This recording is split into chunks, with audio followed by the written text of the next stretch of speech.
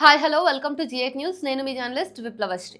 తెలంగాణ రాష్ట్ర వ్యాప్తంగా రైతులు అరిగోస పడుతున్నారు. వాళ్ళ ధాన్యం కొనుక్కుంటలేదు ఈ ప్రభుత్వం అని చెప్పేసి నెత్తులు బాదుకుంటా ఏడుస్తున్నారు. G8 టీం కూడా గ్రౌండ్ రిపోర్ట్స్కి పలుమార్లు వెళ్ళింది, రైతుల దగ్గర చర్చలు చేసింది. వాళ్ళ సమస్యల్ని గ్రౌండ్ లెవెల్లో పోయి ఎట్లున్నాయి వాళ్ళ సమస్యలు, వాళ్ళకి ఎక్కడ ప్రభుత్వానికి రైతులకి మధ్య గ్యాప్ వస్తుంది అనేటటువంటి అంశాల మీద కూడా G8 న్యూస్ ఫోకస్ చేసింది. అయితే ఇదంతా పక్కకు పెడితే G8 న్యూస్ అనే కాదు, తెలంగాణ రాష్ట్రంలో ఉన్నటువంటి డిజిటల్ మీడియా కూడా క్రియాశీలంగా పనిచేస్తుంది రైతుల సమస్యల్ని చూపించడంలో. ఆ విషయాన్ని నేను మళ్ళీ మీకు గుర్తు చేస్తున్నా.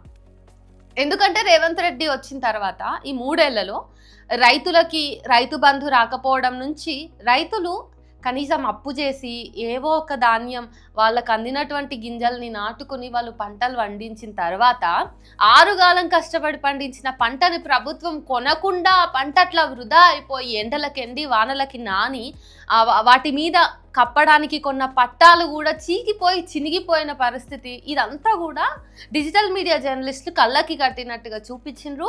వాళ్ళకి వీలైనంతగా ఈ సమస్యను ప్రజల దృష్టికి అలాగే ప్రభుత్వం దృష్టికి తీసుకెళ్లే ప్రయత్నం చేసిండ్రు. ఇదంతా పక్కకు పెడితే ఒక లేడీ సింహం ఈరోజు నిద్రలేసింది, సెక్రటేరియట్ కాడికి పోయి ఒక బోర్డు మీద మంచిగా గుండ్రంగా అక్షరాలతో రైతుల సమస్యలు రాసి పట్టుకొని అక్కడ నిలబడ్డది. దాని వెనుక ఒక మంచి పాట పెట్టింది, ఈ దుర్యోధన దుశ్శాసన దుర్వినీత లోకంలో అని. రైతులకి ఈ పాటకి సంబంధం లేదు, ఇట్స్ ఓకే. అక్క ఫైనల్గా తన పంథా మార్చుకొని ప్రజల గురించి, నా రైతన్నల గురించి మాట్లాడడానికి ఒక చిన్న స్టెప్ ముందలకేసింది. కాబట్టి లెట్ us అప్రిషియేట్ హర్. ఎవరా అక్క, ఏం దాకత అంటే, నిన్నమొన్నటి వరకేమో కాక్రోచెస్ వచ్చినాయి, వంట రూమ్లో కాక్రోచెస్ని ఎక్కడెక్కడ చంపేయాలి అని చెప్పేసి హిట్టు పట్టుకొని మూలలు నెంకి మరీ హిట్టు కొట్టినటువంటి అక్క ఇట్లా చేస్తే మరి ప్రజల సమస్యలు పోవనుకున్నదో, ఇవి ప్రజా సమస్యలు కావని రియలైజ్ అయిందో, బొద్దింకలను చంపుడు కాదు, సమాజంలో ఉన్నటువంటి చెడును, సమాజంలో ఉన్నటువంటి ప్రజా సమస్యలను చంపితేనే మనం ఏమన్నా, మన పప్పులు ఏమన్నా ఉడుకుతాయి అనుకున్నదో ఏమో. కానీ ఆకుల శ్రీవాణి అక్క బీజేపీ పార్టీ కండు వేసుకొని ఎప్పుడు వివిధ రకాల ఫీట్లు చేసి ఎప్పుడు కెమెరాల్ని ఆకర్షించడానికి ప్రయత్నం చేస్తారు, మీడియాని మొత్తం తన చుట్టూ తిప్పుకోవాలనే ప్రయత్నం చేసి విఫలమవుతూ ఉంటుంది చూడండి ఆ అక్క. పోయిన వారం ఏమో కాక్రోచెస్ పార్టీ వాళ్ళు ప్రశ్నిస్తుంటే, ఇది ఎక్కడి పార్టీ, కాక్రోచెస్ బొద్దింకలు వాటికి ఎంత దూరం ఉంటే అంత మంచిది అని చెప్పేసి నూక్స్ అండ్ కార్నర్స్ వెతికి మరి హిట్ కొట్టిన అక్క. ఇక బీజేపీకి ఎప్పుడే ఇబ్బంది వచ్చినా ఈమె, బీజేపీకి ఎప్పుడు ప్రశ్నలు వస్తున్నాయి అని తెలిసినా ఈమె ఇక బీజేపీని కాపాడడానికి తనదైనటువంటి విధానంలో ఆమె వెళ్తుంది. జోలే పట్టుకొని అడుక్కుంటుంది, మచ్చర్దాన్లు ఇవ్వండి అయ్యా, హైదరాబాద్లో మచ్చర్లు అదే మస్కిటోస్ ఎక్కువ అవుతున్నాయి అని చెప్పేసి జోలే పట్టుకొని అడుక్కున్నా అక్కకే చెందుతుంది, లేకపోతే ఇట్లా హిట్ పట్టుకొని ఇల్లంతా వెతికినా అక్కకే చెందుతుంది. ఎల్పిజి గ్యాస్ సిలిండర్ల ధరలు పెరిగినప్పుడు మీరు కట్టెల పొయ్యికి షిఫ్ట్ కండి అని కట్టెల పొయ్యి మీద చికెన్ చేసినా చాయ్ చేసినా అక్కకే చెందుతుంది. లేకపోతే ఎలక్ట్రిక్ స్టవ్లకి మీరు ఎట్లా స్విచ్ అవ్వాలి అని చెప్పేసి ఆమె తన న్యూలీ మోడల్ కిచెన్లో, మాడ్యులర్ కిచెన్లో ఆమె కూర్చొని ఎలక్ట్రిక్ స్టవ్ని యూజ్ చేసుకుంటా ప్రజల్ని ఇది కొనండి అని చెప్పేసి ఆమె ఇచ్చే సూచన ఏదైతే ఉంటుందో ఇవన్నీ ఆమెకే చెందుతాయి. ఆమె ఎప్పుడు ఏ స్టంట్ చేసినా కూడా బీజేపీ ప్రభుత్వాన్ని కాపాడడానికి, బీజేపీని వెనకేసుకొచ్చుకుంటా బీజేపీ వైఫల్యాలను కవర్ చేయడానికి అక్క పెద్ద కవర్ డ్రైవ్ శక్తి అన్నట్టు. ఈమె లేడీ సింగం కాదు, కవర్ డ్రైవ్ సింగం ఈమె బీజేపీకి. ఇట్లాంటి అక్క ఈరోజు కళ్ళు తెరిచిందో మరి ఏమో తెలియదు. కానీ ఈరోజు రైతుల సమస్యల మీద ఒక బోర్డు మీద మొత్తం సమస్యలు రాసుకొని వచ్చి, రేవంత్ రెడ్డి గారు ధాన్యం ఎప్పుడు కొంటున్నారు, ధాన్యం ఎందుకు కొంటలేరు అని చెప్పేసి రైతు సమస్యల మీద ఈ అక్క సెక్రటేరియట్ కాడ ఈ మాట్లాడలేదు, జస్ట్ బోర్డు పట్టుకొని నిలబడ్డది. బాగుంది, ఇదంతా బాగుంది. రేవంత్ రెడ్డి నిజంగానే రాష్ట్రంలో ఉన్నటువంటి రైతుల సమస్యల్ని తీర్చాలి. అసలు ఆ ధాన్యాన్ని మా టీం పోయినప్పుడు చూసిండ్రు, ధాన్యం ఇట్లా పచ్చి ముద్దైపోయింది, ఒకటితొకటి విడదీయకుండా ఆ ధాన్యం అంతా కూడా పెట్టిన జాగలనే మొలకలు వస్తున్నాయి, అంత ఫంగస్ చేరిపోయింది. చాలా దారుణమైనటువంటి పరిస్థితిలో వరి రైతులు ఉన్నారు. సో ఇదంతా రైతుల గోసలన్నీ కూడా ప్రభుత్వానికి తెలియవా అంటే తెలియకుండా ఉంటాయా? చాలా సార్లు రైతులు ప్రభుత్వాన్ని అప్రోచ్ అవ్వడానికి ప్రయత్నం చేసిండ్రు. ఐకేపీ సెంటర్ల కాడ పడి గాపులు కాసిండ్రు, జోకుతారు, తూకం వేస్తారు, అయినా కానీ రైతుల ధాన్యాలు కొనలేదు. అట్లా తూకం వేయించుకొని కూడా ఆగినటువంటి ధాన్యం చాలా ఉంది. సో రైతుల సమస్యల్ని రేవంత్ రెడ్డి పట్టించుకుంటలేడు అనేది 3 సంవత్సరాలుగా తెలుస్తున్నటువంటి అంశమే. రైతుల పరిస్థితిని ఎందుకు పట్టించుకుంటలేడు, రైతుల సమస్యలను ఎందుకు సార్ట్అవుట్ చేస్తలేడు, రైతు బంధు ఎందుకు వేస్తలేడు, ధాన్యం గింజల్ని కొనడానికి రేవంత్ రెడ్డికి ఏం అడ్డం వస్తుంది అనేటటువంటి విషయంలో అసలు ఇప్పటి వరకు రేవంత్ రెడ్డి కొంచెమన్నా కన్సర్న్గా ఉన్నటువంటి దాఖలాలు లేవు. ముఖ్యంగా ఏంటిదంటే రైతులు పండించినటువంటి పంటని కొనడానికి కూడా ఆయన మీటింగ్లు పెట్టుకొని, ఇంటర్నల్ మీటింగ్లు పెట్టుకొని దాని మీద చర్చలు చేసి, అంటే ఇప్పుడు రైతులు పండించిన ధాన్యాన్ని కొనాల్సిన బాధ్యత ముఖ్యమంత్రిగా, రాష్ట్ర ప్రభుత్వంగా వాళ్ళకు ఉంటుంది కదా. ఇప్పుడు వీళ్ళు ఏం చేయాలి, ఆ ధాన్యాన్ని వాళ్ళు ప్రైవేట్గా అమ్ముకోనా పోనీ, వీళ్ళు ఏమో ప్రభుత్వం కొంటది కదా అనేటటువంటి భరోసాతోటి వాళ్ళు రోజులు ఎదురు చూసుకుంటా కిరాయికి పట్టాలు కొనుక్కొని కప్పుకున్న వాళ్ళు కప్పుకున్నారు. కిరాయికి కప్పుకోలేని వాళ్ళేమో అది పక్కకు పెడితే ఇంకా సొంతంగా కొనుక్కొచ్చిన వాళ్ళు కొనుక్కొచ్చుకున్నారు. మొత్తానికి పట్టలకి పైసలు పోతున్నాయి, ట్రాన్స్పోర్టేషన్కి పైసలు పోతున్నాయి, ధాన్యం మాత్రం పోవట్లేదు.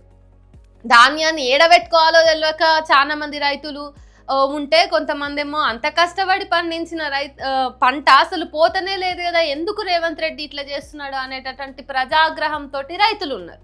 సో ఈ ఆగ్రహాలన్నిట్లో ఉన్నప్పుడు రేవంత్ రెడ్డి ఇంకా ఇంత లేట్ అవుతుంది కదా. వానలు పడుతున్నాయి, ఆ వానలకి పంటలు కూడా ఖరాబ్ అయిపోతున్నాయి, ఫంగస్ వస్తుంది, మొలకలు ఎత్తుతున్నాయి పెట్టిన జాగల్ని. ఎందుకు మరి రేవంత్ రెడ్డికి ప్రజా సమస్యలన్నా, ప్రజా పాలన అన్నా, లేకపోతే ఆయన బాధ్యతలన్నా కూడా విపరీతమైన నిర్లక్ష్యం ఉంది అనడానికి 3 ఏళ్లలో రాష్ట్రంలో నెలకొన్నటువంటి రైతు సమస్యలు కావచ్చు, లేకపోతే యూరియాకి సంబంధించి యూరియా సరఫరా సమస్యలు కావచ్చు, ఇట్లా చాలా సమస్యలు ఉన్నాయి. కేవలం రైతుల సమస్యలు అనే కాదు, చాలా రకాల ప్రజలు ఎన్ని ఇబ్బందులు పడ్డారు 3 ఏళ్లలో అనేది రికార్డ్ అవుతుంది, నమోదవుతున్నటువంటి అంశమే. వార్తాపత్రికలు చూస్తే అర్థమవుతుంది, రోజు వార్తలు తెలుసుకుంటే అర్థమవుతుంది. కానీ రేవంత్ రెడ్డి ప్రభుత్వం 3 ఏళ్లకే చేతులు ఎత్తేసి వైఫల్యం అయిపోయినాం మేము అని చెప్పేసి ఒప్పుకున్నట్టుగానే ఉంది. రైతు విషయంలో సైలెన్స్ అనేది పనికిరాదు రాజ్యానికి.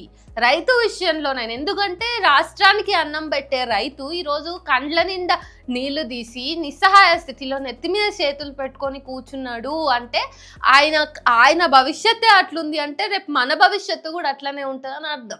రైతుల తరఫున రేవంత్ రెడ్డికి ఏం చెప్పాలనుకుంటున్నంటే, అయ్యా ప్రక్రియ ఏదో జల్దీ కానీ, ఇప్పుడు మీరు ఒక్కసారిగా ప్రక్రియని తొందరగా స్పీడప్ చేసినా కానీ ధాన్యం అనేది ఖరాబ్ అయిపోయింది. నీకు లేక, వాళ్ళకు లేక, అటు ప్రైవేటు వ్యవస్థకు లేక, ఇటు ప్రజలకి లేక, ఏం చేయాలని చూసినావు? ఏంటిది నీ పాలనా విధానం ఏంది అంటే నీ ప్లానింగ్స్, నువ్వు ఏం ప్లానింగ్స్ వేసి ఇప్పుడు మొత్తం ఆరుగాలం పండించిన పంటను పూర్తిగా నీళ్ళ పాలు చేసేసినావు.